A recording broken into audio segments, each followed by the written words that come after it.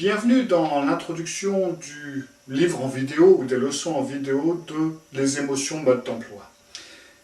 Avant de vraiment commencer, j'aimerais vous raconter une petite histoire. C'est ma femme qui me l'a racontée et j'écoute beaucoup ma femme.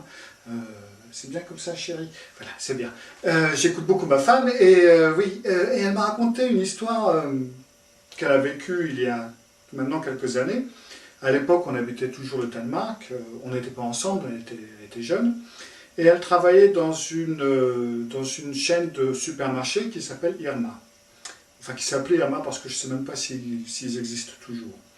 Et un des employés, elle était sous-chef dans la boutique, et un des employés avait la très mauvaise habitude d'arriver en retard. Ça pouvait être des retards des fois de 10 minutes, un quart d'heure, mais des fois plus. Et surtout les samedis, parce qu'il avait fait la fête le vendredi soir, donc surtout les samedis où il y avait beaucoup de gens, parce qu'au Danemark, les boutiques le samedi à l'époque fermaient à 14 h, donc c'était très intensif. Et là, il arrivait en retard, ou alors il ne venait pas du tout parce qu'il avait la gueule de bois. Et un vendredi, ma femme lui a dit, écoute, maintenant il commence à en avoir vraiment, vraiment marre de tes façons d'agir. Demain, tu es là à l'heure. Oui. Et bien entendu, le jour d'après, enfin le samedi matin arrive, et il n'est pas arrivé, il n'arrive pas, 1 heure d'attente, 2 heures d'attente, il l'appelle, il n'était pas là. Enfin bref, ma femme commence à se mettre de plus en plus en colère en disant c'est pas croyable, je lui en avais encore parlé hier, encore une fois il nous fait le coup, il nous manque chaque fois quelqu'un, et puis une personne qui manque, c'est beaucoup un samedi. Vraiment là, il va se faire virer, quoi. Non, ça y est, c'est bon. Et appelle donc un appel des parents de ce jeune homme qui lui annonce que, ben oui, en fin de compte, il était à l'heure au travail, il est parti à l'heure et il a eu un accident de voiture très très grave, il a failli en mourir, et il était à l'hôpital entre la vie et la mort en ce moment même. Ma femme, comme elle l'a dit, s'est sentie presque mal à l'annonce de cette nouvelle, et elle l'a revu un peu plus tard, quelques semaines plus tard, quand il est sorti de l'hôpital. Lui qui était déjà assez maigre, il était devenu encore plus maigre, il avait une grande cicatrice qui allait du haut jusqu'au bas du thorax, enfin ça avait été quelque chose d'assez grave. Et comme ma femme me dit, pendant très longtemps, en fin de compte, elle s'est sentie mal d'avoir été tellement en colère contre lui alors que le pauvre gars avait eu un accident. Très souvent, on se met en colère contre une personne ou une autre ou quelque chose. Et on va dire, oh là là, ça me prend la tête, il y en a ras-le-bol, ou tu m'énerves, ça suffit.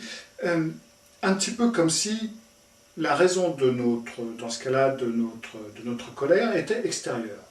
Tout comme la raison de notre dépression est extérieure, tout comme les raisons de notre tristesse intérieure est extérieure, tout comme tous les problèmes qu'on a sont extérieurs, en fin de compte c'est bien de l'enfance.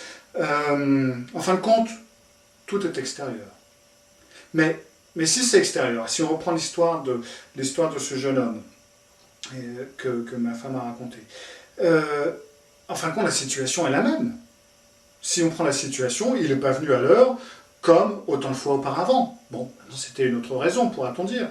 Mais là, c'était une bonne excuse. Il a eu un accident qui a fait lui coûter la vie. Donc, s'il a une bonne excuse, c'est plus énervant. Mais pourtant, elle était énervée auparavant. Elle était très énervée après lui. Tout comme tout le monde peut être énervé après l'un ou l'autre ou une autre situation. Mais donc, la situation, elle n'a pas changé. Le jeune homme n'est toujours pas arrivé à l'heure au travail. N'empêche que les sentiments, les émotions que ma femme a vécues à ce moment-là ont changé, elles sont passées de la colère presque à la honte. Et on verra d'ailleurs plus tard que les sentiments de colère évoluent très rapidement vers la honte, très souvent. Bon, donc, en fin de compte, nos émotions ne viennent pas de la situation extérieure. Elles viennent d'où alors? Eh bien, si on prend la situation, ce qui nous arrive, comme l'action, pourra-t-on dire, l'activateur, quelque chose qui active. Dans ce cas-là, donc, le jeune homme qui arrive trop tard, encore une fois. Et si on dit que sont les conséquences, la conséquence de tout ça, la conséquence est qu'au départ, on se met en colère, en fin de compte, ça a bloqué à un moment donné, parce que À un moment donné, on va dire, oui, mais là, elle est arrivée en retard. Ah, la situation est toujours la même, mais on passe à conséquence, c'est qui est différente, alors que le A est toujours le même. Oui, les personnes qui sont attentives, et vous l'êtes tous, auront remarqué qu'entre le A et le C, en fin de compte, il manque un B.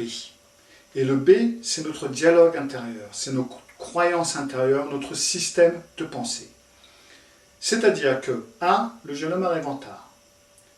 B, ma femme a un dialogue intérieur qui dit c'est pas possible, va encore nous faire le coup, c'est la conséquence, elle est en colère. Après, la situation est toujours la même, mais elle se dit, oh, dis donc, le pauvre, et puis alors moi qui en plus de ça était en train d'en rajouter, etc., comme j'ai honte. B est différent.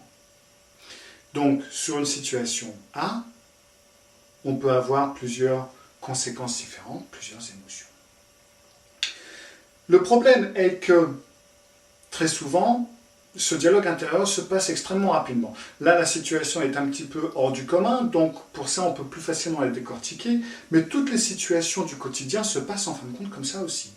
Et c'est pour ça que tout le monde, on retombe toujours sur les mêmes problèmes.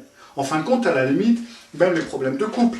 On trouve une personne, on a certains problèmes avec, etc. On change de bonhomme ou de bonne femme, et on a exactement les mêmes problèmes. Alors de deux choses l'une, ou bien ils sont tous pareils, ou bien c'est moi qui suis toujours pareil. C'est moi qui ai toujours la même façon de penser, la même façon de réagir, la même façon de mettre les choses en place, et puis je suis étonné d'avoir toujours le même résultat en fin de compte. Donc, on ne peut pas toujours changer le A. Très rarement, en fin de compte, on peut changer le A. L'action, ce qui se passe, c'est passé. Certains d'entre nous, comme je l'ai déjà dit maintes fois, ont eu une enfance pourrie, et d'ailleurs la plupart d'entre nous l'ont eu, parce que l'enfance rose, c'est quoi? Donc on a tous eu des situations, des A, qui ne peuvent pas être changés. Maintenant, ce qui peut être changé, c'est ma façon de gérer les problèmes du quotidien. Quand certains problèmes arrivent, comment est-ce que je les gère généralement, ou comment est-ce que je ne les gère pas très bien généralement, et qu'est-ce que je pourrais faire pour changer tout ça? Et bien la solution, elle est justement dans ce livre, Les émotions, mode d'emploi, que j'ai écrit il y a maintenant quelques années, et qui en est à sa 3e édition. En fin de compte, la 2e édition est épuisée, et la 3e édition n'est pas encore sortie. Et je me suis dit, autre temps, autre mœurs, pourquoi ne pas faire ce livre en leçon vidéo? C'est-à-dire décortiquer le livre avec des explications quand même un peu plus amples qu'il y a dans le livre, donc parce que du fait où je peux parler, c'est quand même un petit peu plus rapide, prendre des exemples plus concrets, expliquer plus profondément les différents chapitres et donner les exercices au format PDF que vous pouvez télécharger sur votre ordinateur et faire comme vous pourriez le faire dans le livre. Et sitôt dit, sitôt fait. C'est ce qui a été fait en ce moment. Donc le livre a été décortiqué en 22 leçons. Oui, il y a plus de leçons que de chapitres, parce que sur certains chapitres, il y a plusieurs exercices, et ça demande quand même quelques explications supplémentaires. Il y a un forum pour chaque leçon, donc s'il y a des questions supplémentaires, elles seront gérées là. De plus, bien entendu, il pourra toujours venir des vidéos explicatives s'il y a certains problèmes rencontrés qui ne sont pas traités. Donc, en fin de compte, les 22 vidéos, ce sont les vidéos, pour l'instant, la façon dont le livre est fait, en théorie, mais il peut y en avoir d'autres qui arriveront avec le temps.